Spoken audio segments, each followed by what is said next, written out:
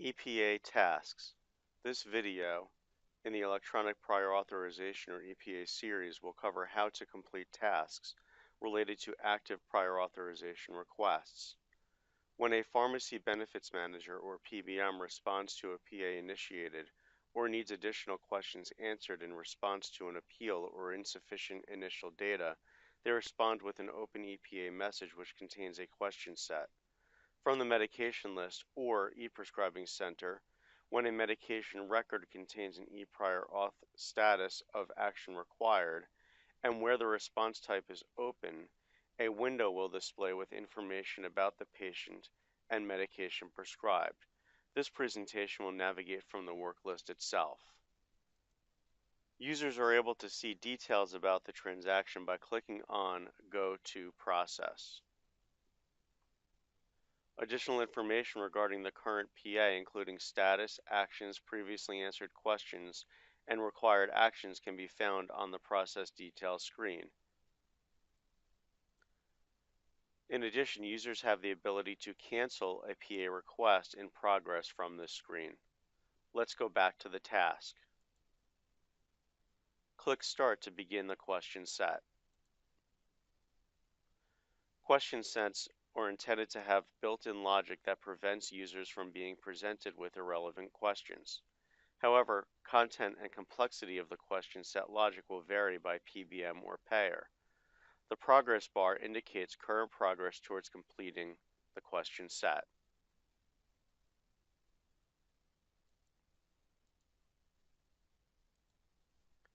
Navigating to the next question will automatically save progress on previously answered questions.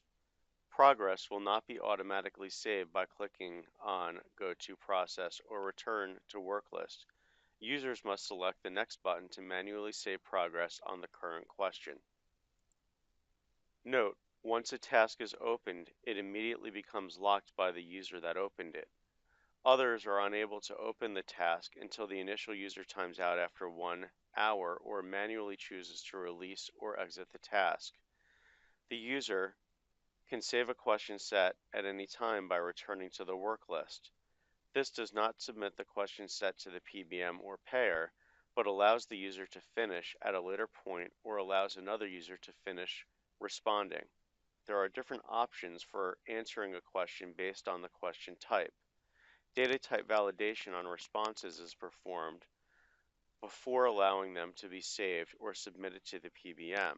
This means that a single select question will not allow users to submit multiple selections, and a number type question will be limited to numeric values. However, the validity of a response is not checked. Question types. Single select indicates the answer to the question is to be selected from a set of choices.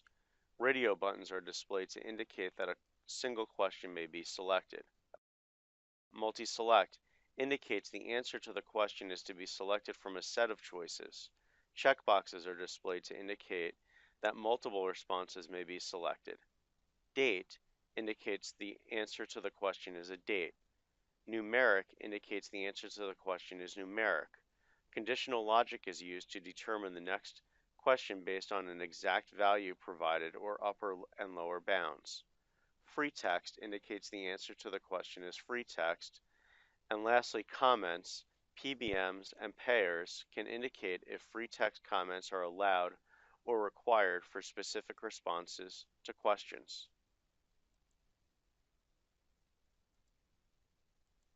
Upon completion of the question set, you will be presented with a review submission screen.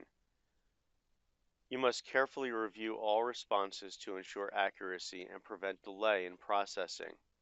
If a response needs to be changed, you can select the back button to navigate to the most recent question, select a specific response for a particular question and go back, and make changes, or select Start Over to begin the question set from the beginning.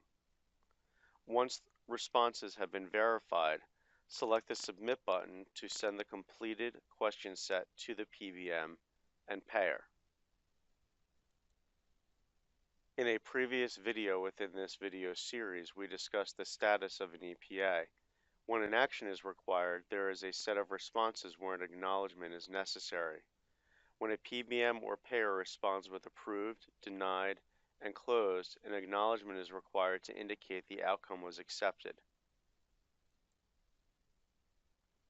Acknowledging the response electronically eliminates any possibility for a user to appeal the response electronically, although a manual appeal is still possible. An acknowledgement is required to complete the PA. Note that when a PA is denied, the user has the option to appeal the decision from here as well. Doing so will launch a free text box allowing the user to indicate the reason for the appeal. The PBM will then respond with an approval, denial, or may request additional information through the use of additional question sets. In this case, I'm going to acknowledge the decision. The decision has been acknowledged and will enter the final status as closed. Thank you for watching ePA tasks.